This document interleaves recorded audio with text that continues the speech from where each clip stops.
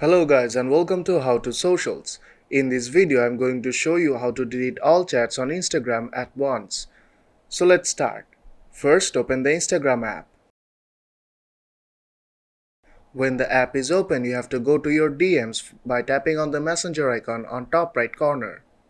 Now you have to open the conversation. Here you can see that I have already made a lot of chats on this conversation. Now to delete a chat from a conversation, all you have to do is long press on the chat and then tap on unsend, and that chat will be deleted. And on a real conversation, there will be many chats like this, and it will be a pretty hassle to delete all of the chats. But there is an easy way out.